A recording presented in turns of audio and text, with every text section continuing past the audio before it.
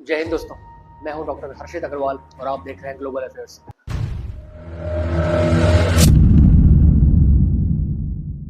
दोस्तों, ट्रम्प के tariff war और उसके कैबिनेट मेंबर्स के एब्सर्ड स्टेटमेंट के बीच जो भारत और चीन के रिलेशन सुधर रहे हैं, इसमें हमें एक बड़ा खास बात का ध्यान रखना पड़ेगा कि क्या हम चीन पे भरोसा कर सकते हैं, क्या चीन भरोसा करने लायक है।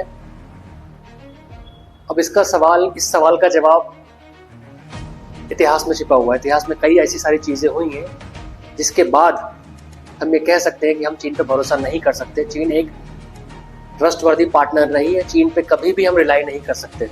उसका रीजन क्या है, उसके लिए इतिहास के थोड़े से तथ्य हैं, इसको मैं आज साझा करना चाहूंगा आपके साथ। सीमा पर लगातार घुसपैठ की कोशिश में जुटा चीन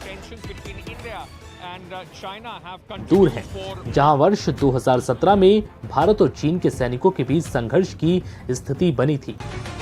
दोस्तों, 1586 में मुगल एम्पायर ने कश्मीर वैली पे कब्जा कर लिया था, कंट्रोल कर लिया था, और 1586 के बाद से तकरीबन 1776 तक यानी 1776 तक कश्मीर वैली जो है मुगल एम्पायर के ही कंट्रोल में था। हालांकि 1707 में जब औरंगजेब मरा उसके बाद मुगल एम्पायर डिक्लाइन पे था और 1766 से लेकर 1776 तक यानी कि 10 साल के बीच में अफगानियों ने काफ़ी अटेम्प्ट्स किए कि कश्मीर वैली पे वो कब्जा कर सके और लास्टली वो सक्सेसफुल हो ही गए। उनको सफलता मिल गई 1776 में और 1776 से कश्मीर वैली जो है वो अफगानियों के कंट्रोल में आ गया था। इसके बाद वहाँ पे लार्ज स्केल में मास मैसेकर हुआ हिंदुओं का और बुद्धिस्ट का। लाखों की तादाद में हिंदू मारे गए, बुद्धिस्ट मारे गए। ये सिलसिला चलता रहा। 1819 में महाराजा रणजीत सिंह जो कि पंजाब के रूलर थे, उन्होंने एक कैंपेन शुरू किया कश्मीर को लेके और उनके साथ उनकी सेना का एक प्रमुख था गुलाब सिंह, वो उनके साथ था इस कैंपेन में। और उन्होंने फिर अफगानियों को वहां से खदेड़ा, मार भगाया और कश्मीर को, जम्मू को, कश्मीर को और पुंछ को अपने कंट्रोल में लेके पंजाब का हिस्सा बना दिया। 1823 में कंट्रोल अपना हिस्सा बनाने, अपने पंजाब में हिस्सा बनाने के बाद कश्मीर को 1823 में महाराजा रणजीत सिंह ने गुलाब सिंह को कश्मीर संभालने के लिए दे दिया। कश्मीर का कंट्रोलर गुलाब सिंह को बना दिया। गुलाब सिंह की सेना में एक योद्धा था जो बहुत ही कद्दावर योद्धा था, बहुत ही बहादुर था। इसका नाम इतिहास में दर्ज है, इसका नाम है जोरावर सिंह। गुलाब सिंह की गैंग में था, गुलाब सिंह के सेना में था वो। 1841 आते आते जोरावर सिंह ने टेरिटरी को और एक्सपेंड करना शुरू किया और करते करते कश्मीर से लद्दाख, लद्दाख से मानसरोवर, कैलाश मानसरोवर, माउंट कैलाश तक पहुंच गया और उसको अपनी टेरिटरी में शामिल कर लिया। इतना बहादुर लीडर था। जब कैलाश मानसरोवर और माउंट कैलाश पर उसने अपना आधिपत्य स्थापित किया, कंट्रोल में लिया अपने, तब चाइना में जो किंग डायनेस्टी थी उस टाइम, उसके कान खड़े हुए और चाइनीज ने वहाँ पे कन्फ्रंट किया, रिटेलिएट किया जोरावर सिंह को। और जोरावर सिंह के पास उस टाइम बैकअप नहीं था। बैकअप गुलाब सिंह ने भेजा, लेकिन काफ़ी देर हो चुकी थी, जिस वजह से गुलाब सिंह के सेनापति जोरावर सिंह थे, उनको वो लड़ाई हारनी पड़ गई चाइनीज के साथ। चाइनीज उनको हरा दिया और वापस से कैलाश मानसरोवर और माउंट कैलाश का जो स्टेटस को पहले था, यानी कि कैलाश मानसरोवर के इंडिया का साइड जो था हिस्सा, वो इंडिया के पास चला गया वापस, और कैलाश मानसरोवर के जो ऊपर का हिस्सा था वो चाइना के पास चला गया, जैसे चाइना के पास था पहले। लेकिन जोरावर सिंह ने इतने एग्रेसिवली लड़ाई करी थी कि उससे इम्प्रेस होके चाइना की जो किंग डायनेस्टी थी, उन्होंने उसके रिस्पेक्ट में कैलाश मानसरोवर के पास उसका एक पुतला बनाया और नीचे लिख दिया बैटल ऑफ टोयो, उसके रिगार्ड में। इस कदर, इस दृढ़ता के साथ जोरावर सिंह ने लड़ाई लड़ी थी। फिर 1842 में चीन ने गुलाब सिंह को, तिब्बत के रूलर को और चाइना के रूलर को एक साथ बिठाया और वहां पे एक ट्रीटी साइन करी, ट्रीटी ऑफ त्रिशूल। इसके तहत जो स्टेटस को पहले मेंटेन था, यानी कि जोरावर सिंह की लड़ाई करने से पहले कैलाश मानसरोवर और माउंट कैलाश पर अपना कंट्रोल स्थापित करने से पहले जो स्टेटस था, वही स्टेटस मेंटेन रहेगा। कैलाश मानसरोवर का निचला हिस्सा जो था वो इंडिया के कंट्रोल में रहेगा और ऊपरी हिस्सा जो था वो चाइनीज के कंट्रोल में रहेगा। और इस ट्रीटी में एक और खास बात थी, जो मेन इंपॉर्टेंट चीज थी इस ट्रीटी की, वो थी कि कैलाश मानसरोवर के नीचे के साइड में जितने भी मेन 3 गांव थे, उनकी जागीर गुलाब सिंह को ही दी गई। तो इसी ट्रीटी के दम पे आज भारत क्लेम करता है कि अक्साई चीन हमारा हिस्सा है, ट्रीटी ऑफ चुशुल के दम पे, जो कि 1841 में साइन हुई। अब दोस्तों 1839 में 1839 में रंजीत सिंह की डेथ हो गई, और जब तक रंजीत सिंह थे तब तक गोरों की हिम्मत नहीं हुई कि वो पंजाब कैप्चर कर सके। रंजीत सिंह ने बहुत तगड़े तरीके से लड़ाई लड़के कई बार पिटाई करी थी गोरों की, इसलिए गोरों की हिम्मत नहीं थी कि पंजाब की तरफ आंख उठाकर भी देख सके। लेकिन जब रंजीत सिंह की डेथ हुई तब गोरों के मन में फिर से प्लान सोचा कि अब हम पंजाब पर कंट्रोल कर सकते हैं। लेकिन पंजाब पे कंट्रोल करने के लिए जो वहाँ का रंजीत सिंह का जो सेनापति था गुलाब सिंह का वहाँ से दूर रखना बहुत जरूरी था, क्योंकि गुलाब सिंह के रहते हुए अंग्रेज कभी भी पंजाब पर कंट्रोल नहीं कर सकते थे। तो उन्होंने एक टैक्टिकल मास्टर प्लान बनाया पंजाब पर कंट्रोल करने के लिए, और उन्होंने गुलाब सिंह से बात करी, गुलाब सिंह को बुला के कि ऐसा करते हैं, आप हमें पंजाब पे कंट्रोल स्थापित करने दीजिए, और बदले में हम कभी भी जम्मू कश्मीर के रीजन में आप पे दखलंदाजी नहीं करेंगे, आपको तंग नहीं करेंगे। गुलाब सिंह भी मान गए कि चलो ठीक है, ऐसा ही करके देख लेते हैं, कोई बात नहीं। फिर 1839 से 1845 तक, 1845 तक तकरीबन 6 साल अंग्रेजों ने पंजाब के रूलर्स के साथ लड़ाई करी वहाँ पे, और एंग्लो पंजाब वॉर लड़ी, और 1845 आते आते 1845 आते आते अंग्रेजों ने पंजाब पे कंट्रोल ले लिया, और कंट्रोल लेने के बाद रंजीत सिंह के बेटे दुलीप सिंह को उसकी कमान सौंप दी। दोस्तों 1856 में इधर गुलाब सिंह की तबीयत बिगड़ने लगी और वो काफी बूढ़े होने लगे, तो गुलाब सिंह ने अपने बेटे रणवीर सिंह को जम्मू कश्मीर की कमान दे दिया। अब 1860 में अंग्रेजों ने रणवीर सिंह को बोला कि हम एक कश्मीर का दौरा करना चाहते हैं और वहाँ पे एक बॉर्डर बनाना चाहते हैं, क्योंकि अंग्रेजों को वहाँ पे डर था कि पैरेलली वहाँ पे 1856 में रूसियों के साथ अंग्रेजों की लड़ाई हुई थी, एंग्लो क्रीमियन वॉर कहते हैं उसको। क्रीमियन वॉर में रूसियों की बुरी तरीके से हार हुई थी। इसका कारण था कि उस टाइम तक अंग्रेज अपना इंडस्ट्रियलाइजेशन कर चुके थे, यानी कि अंग्रेजों के यहाँ औद्योगिक क्रांति हो चुकी थी, लेकिन रूस में इंडस्ट्रियलाइजेशन नहीं हुआ था, जिसके कारण उनके पास मॉडर्न टेक्नोलॉजी और मॉडर्न वेपन सिस्टम नहीं था, जिस वजह से रूस बुरी तरीके से वहाँ पे हार गए। और इसका रूस को काफ़ी ज़्यादा गुस्सा था, काफ़ी ज़्यादा खींच थी उनको, और वो बदला लेना चाहते थे, जिसका अंग्रेजों को पता था। फिर रूस ने सोचा कि हम भी पहले औद्योगिक क्रांति करते हैं, इंडस्ट्रियलाइजेशन करते हैं, जिसके लिए रिसोर्सेज की काफ़ी ज़रूरत थी। हालांकि रूस के पास रिसोर्सेज की कोई कमी नहीं है, लेकिन रूस से नीचे जो सेंट्रल एशिया है, इसमें तजाकिस्तान, किर्गिस्तान, कजाकिस्तान, उज्बेकिस्तान और तुर्कमेनिस्तान आते हैं, 5 कंट्री, उनमें रिसोर्सेज अबंडेंट अमाउंट में है। तो रूस ने सोचा कि क्यों ना वहाँ से सरप्लस रिसोर्सेज जो है वो अपने देश में लेके आए और वहाँ पे इंडस्ट्रियलाइजेशन शुरू करें। सेंट्रल एशिया से नीचे ही अफगानिस्तान था, जो कि ब्रिटिश इंडिया का पार्ट था। तो ब्रिटिशर्स को लगा कि कहीं क्रीमियन वॉर का बदला लेने के लिए रूस नीचे उतरते उतरते अफगानिस्तान तक ना आ जाए, जो कि एक बफर की तरह काम कर रहा था। अगर अफगानिस्तान तक रूस आ गए तो उनको ब्रिटिश इंडिया में प्रवेश करने से कोई रोक नहीं सकता। इस बात का ब्रिटिशर्स को डर था। इसी वजह से उन्होंने रणवीर सिंह को बोला कि हम हम जम्मू कश्मीर आना चाहते हैं, वहाँ पे हम एक बॉर्डर डिमार्केट करना चाहते हैं, जायजा लेना चाहते हैं वहाँ पे। रणवीर सिंह ने बोला कि ठीक है, आप आगे कर सकते हैं। तो 1865 में विलियम जॉनसन को अंग्रेज ने भेजा जम्मू कश्मीर, और विलियम जॉनसन ने वहाँ जाके जॉनसन लाइन बनाई, और उस जॉनसन लाइन में भी दिखाया कि अक्साई चीन जो है भारत का पार्ट है। तो ट्रीटी ऑफ चुशुल और जॉनसन लाइन की वजह से भारत क्लेम करता है कि अक्साई चीन भारत का हिस्सा है, जिसको 1950 में इलीगली चाइना ने ऑक्यूपाई कर लिया। अब उसके बाद 1885 में रणवीर सिंह की डेथ हो गई, और डेथ होने से पहले उन्होंने अपने बेटे प्रताप सिंह को जम्मू कश्मीर की कमान संभालने दे दिया। अब प्रताप सिंह को गोरों ने बताया कि ये रूस का एजेंट है, उसको वहाँ से बेदखल कर दिया, बाहर निकाल दिया जम्मू कश्मीर से। उसके बाद उन्होंने 1893 में जॉन अर्दग लाइन बनाई, जो सक्सेसफुल नहीं हुआ। फिर 1899 में मैकार्टने मैकडोनाल्ड लाइन बनाई गई। ये लाइन बनाई गई थी ताकि इंडिया और चाइना के बीच में एक वेल डिमार्केटेड बॉर्डर बनाया जा सके, लेकिन ये भी लाइन सक्सेसफुल नहीं हो सकी। फिर 1900 आते आते 20th सेंचुरी आते आते जो रशिया का थ्रेट था ब्रिटिशर्स को कि रशिया नीचे आके ब्रिटिश इंडिया में हस्तक्षेप करेंगे और ब्रिटिशर से लड़ाई करेंगे, वो थ्रेट काफी हद तक नेगेट हो चुका था। इसलिए अब इंडिया और चाइना के बीच में बॉर्डर को डिमार्केट करने की जो प्रायोरिटी थी वो ब्रिटिशर्स की नहीं रह गई।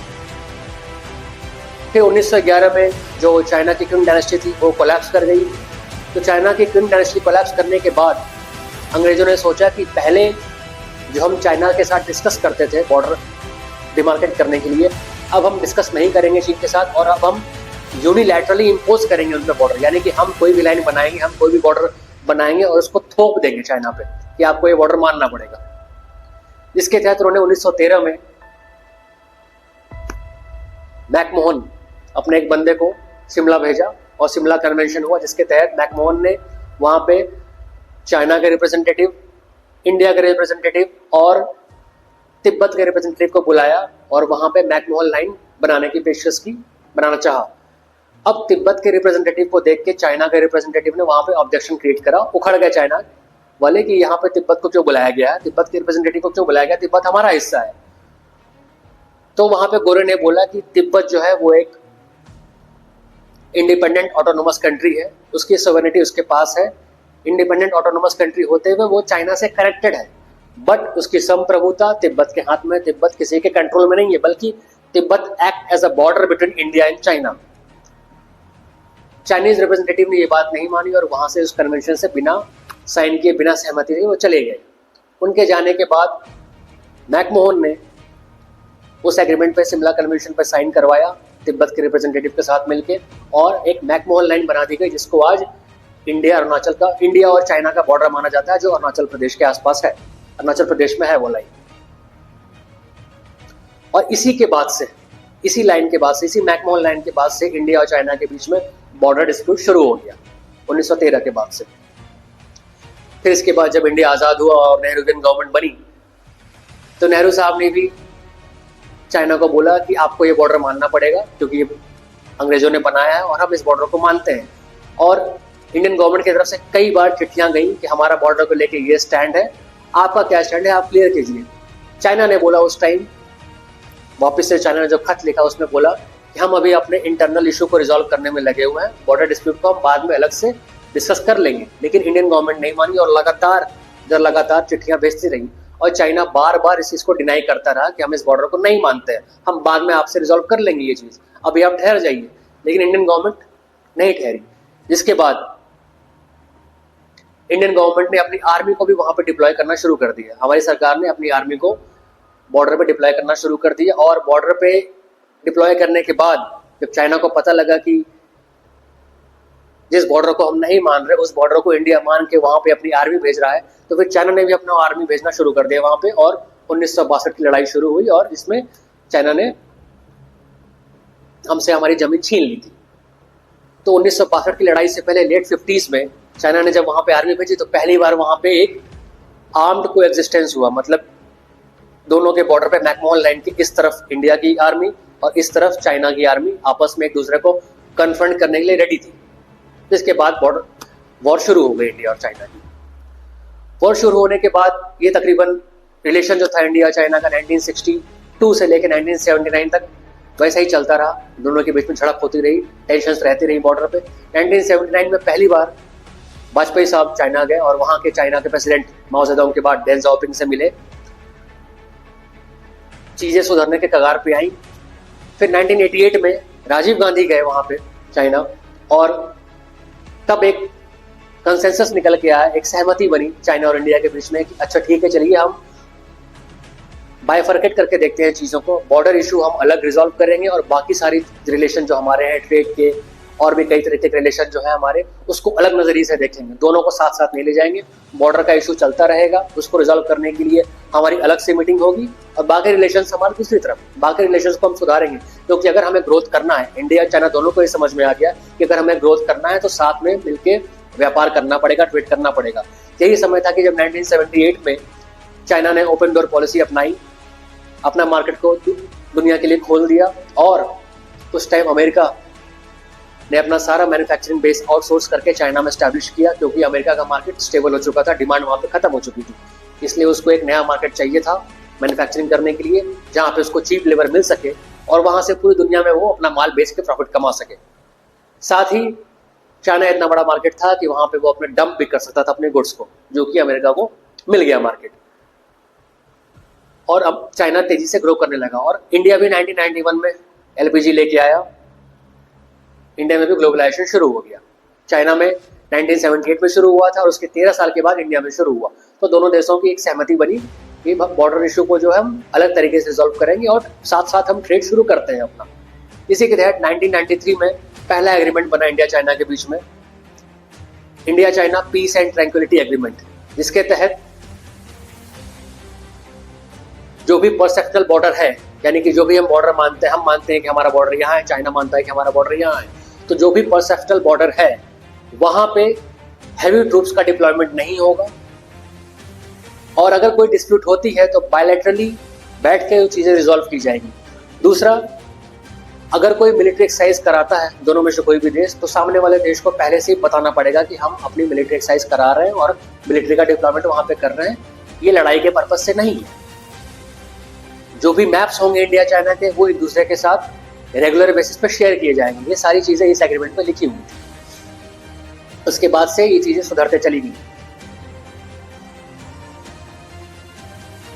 लेकिन दोस्तों, चाइना की एक फितरत, जब भी भारत के साथ कोई दूसरा देश उसके पास भारत के पास आता है, भारत के साथ किसी दूसरे देश के रिलेशन सुधरते हैं और भारत किसी देश के नजदीक जाता है, चाइना को इनसिक्योरिटी होने लगती है। जैसे वो नहीं कपल होते हैं, उन कपल के बीच में अगर कोई तीसरा आता है तो उन कपल को इनसिक्योरिटी शुरू हो जाती है और वो काफी पॉजेसिव हो जाते हैं। चाइना वैसे ही बिहेव करता है भारत के साथ।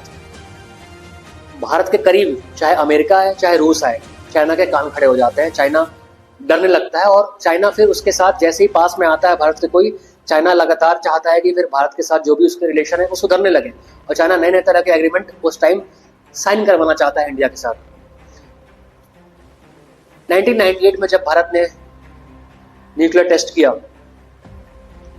पोखरण में, उसके बाद अमेरिका ने इंडिया पे सैंक्शन लगाए और इंडिया ने सैंक्शन झेला। लेकिन तकरीबन 2002 या 2003 के बाद अमेरिका को लगा कि नहीं, अब हमें इंडिया के साथ अपने रिलेशन सुधारने पड़ेंगे, क्योंकि चाइना तब तक मैन्युफैक्चरिंग हब बन चुका था। मैन्युफैक्चरिंग के मामले में चाइना अच्छे खासे मुकाम पे पहुंच चुका था और अमेरिका को ये रियलाइज होने लगा, उसके थिंक टैंक को ये रियलाइज होने लगा कि चाइना आगे जाके हमारे लिए प्राइमरी थ्रेट बनेगा।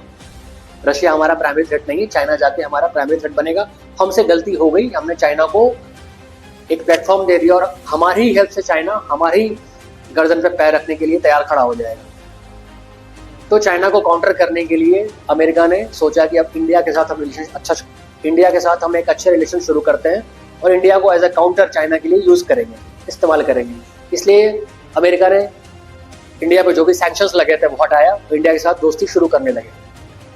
उसके बाद ये दोस्ती और बढ़ती चली गई। 2014 के बाद से कई सारे एग्रीमेंट साइन हुए, लेमोआ, कोमकासा, बेका।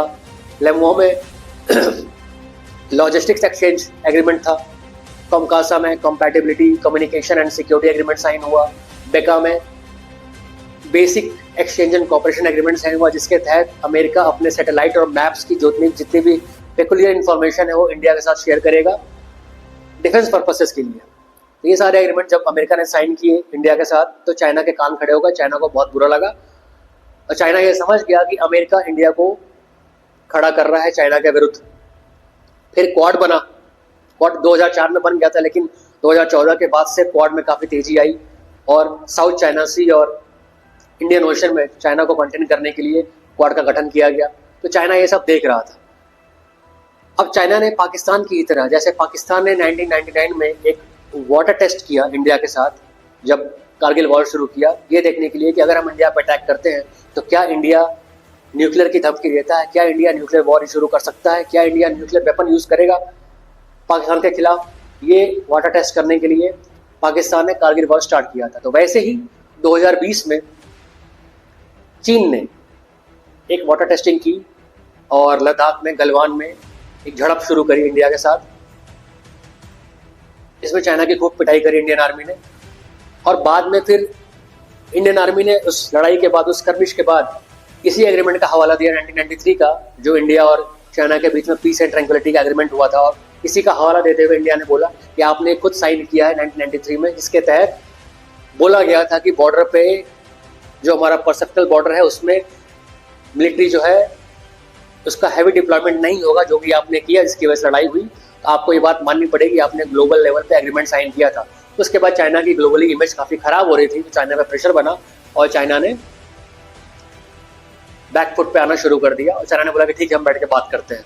तो इंडिया ने बोला कि नहीं, बैठ के बात करने से कुछ नहीं होगा, आपको सबसे पहला काम करना है कि आपको डिसएंगेजमेंट करनी है, फिर डीएस्केलेशन करना है और फिर रेस्टोरेशन ऑफ स्टेटस को एंटी करना है। यानी कि आपको पहले अपने ट्रूप्स को पीछे करना होगा, उसके बाद उस ट्रूप्स का जो हैवी डिप्लॉयमेंट आपने वहां पे किया हुआ है उसको वहां से हटाना होगा। और तीसरा, प्री गलवान स्कर्मिश, मतलब गलवान से पहले, गलवान की लड़ाई से पहले जो भी स्टेटस था उसको मेंटेन करना होगा एज इट इज। चाइना को ये बात माननी पड़ी और तब से स्टेटस को बना हुआ है। इस वजह से चाइना पे हम ट्रस्ट नहीं कर सकते, क्योंकि चाइना कभी नहीं चाहता कि उसके पड़ोस में भारत जैसी कंट्री, जो कि अब ग्लोबल सुपर पावर बनने वाली है, वो बन के खड़ी हो जाए, इकोनॉमिकली भी और मिलिटरली भी। अगर बॉर्डर का डिस्प्यूट चाइना रिजॉल्व कर देता है तो इंडिया का ध्यान, इंडिया के रिसोर्सेज, इंडिया का पैसा फिर इंडिया के जीडीपी और इंडिया की इकोनॉमी में लगेगा और इंडिया बहुत तेजी से और राइज करेगा। ये बात चाइना अच्छे से जानता है, इसलिए चाइना कभी भी बॉर्डर के डिस्प्यूट को रिजॉल्व नहीं करेगा। ये जो भी अभी ट्रम्प के टैरिफ की वजह से दोनों की नजदीकियां बढ़ रही हैं, या चीन चाह रहा है कि जल्दी से कोई ना कोई एग्रीमेंट करे और रिश्ते सुधारा जाए इंडिया के साथ, वो वही है, वही सिक्योरिटी है चीन की। क्योंकि चाइना को अच्छे से पता है कि अगर रिजॉल्व कर लिया बॉर्डर डिस्प्यूट तो चीजें सुधर जाएंगी और इंडिया के पास फिर डाइवर्जन नहीं बचेगा। क्योंकि जब भी आप बाहर उलझते हो ना, आपकी डेवलपमेंट कम हो जाती है, डेवलपमेंट की जो ग्रोथ रेट है वो कम हो जाती है। इसलिए जितना बाहर इंसान कम उलझेगा उतनी डेवलपमेंट इंसान की होती चली जाएगी। यही बात कंट्री लेवल पे भी है। अगर इंडिया चाइना से कम उलझेगा, चाइना की तरफ ध्यान कम देगा और वहां से चीजें रिजॉल्व हो जाएंगी, तो इंडिया बहुत सारी चीजों में जल्दी फोकस करेगा और जल्दी राइज करेगा। ये बात चाइना जानता है। तो ये अभी चाइना का जितना भी ये गेम चल रहा है, ये टैक्टिकल लेवल पे है। चाइना स्ट्रेटेजिक लेवल पे नहीं सोच रहा ये सारी चीजें। इंडिया के साथ रिलेशन ठीक करना चाइना स्ट्रेटेजिक लेवल पे नहीं सोच रहा, ना ही सोचेगा। इंडिया का एम्बिशन है ग्लोबल सुपर पावर बनना, लेकिन सामने वाले को गिराना नहीं। हम भी बनेंगे, तुम भी बनो, सब मिलके सुपर पावर बनते हैं और एक मल्टीपोलर वर्ल्ड की स्टैब्लिशमेंट करते हैं, स्थापित करते हैं मल्टीपोलर वर्ल्ड। लेकिन चाइना की लड़ाई जो है वर्चस्व की है, ये बात चीन भी जानता है, ये बात भारत भी जानता है, ये बात अमेरिका भी जानता है। और उस वर्चस्व की लड़ाई में चाइना अमेरिका को कुचल के ही आगे बढ़ सकता है, क्योंकि टॉप पे कोई दो इंसान नहीं रह सकते, टॉप पे दो बंदे नहीं रह सकते। टॉप पे कोई अकेला ही एक इंसान होता है, टॉप पे एक ही इंसान होगा, एक ही देश होगा। उसके लिए जो पहले से जो टॉप है उसको गिराना ही पड़ेगा। अमेरिका यह बात जानता है कि चीन ऐसा करेगा आने वाले समय में। इसलिए अमेरिका को चीन को काउंटर करने के लिए भारत की जरूरत है। और भारत को भी इस बात का ध्यान रखना पड़ेगा कि चीन अभी तो मीठी मीठी बातें कर रहा है, लेकिन जैसे ही अमेरिका का वेवर हटा, अमेरिका ने कोई कुछ वेवर दिया चीन को और टैरिफ की धमकी कम करी, वैसे ही चाइना पलट जाएगा। और जितनी भी इंडिया के साथ अच्छी अच्छी बातें कर रहा है, जो भी अपने आर्टिकल्स में छाप रहा है, वो सारी चीजें एकदम से बदल जाएंगी, चाइना यू टर्न ले लेगा। तो हमें बहुत सतर्क रहने की जरूरत है। दोस्तों, यहाँ पे हमारा वीडियो होता है खत्म। अगर आपको वीडियो पसंद आई तो इसे लाइक करिए, हमारे चैनल को सब्सक्राइब करिए और बेल आइकन दबाना मत भूलिएगा। और इस वीडियो को ज़्यादा से ज़्यादा लोगों तक शेयर करिए। जय हिंद।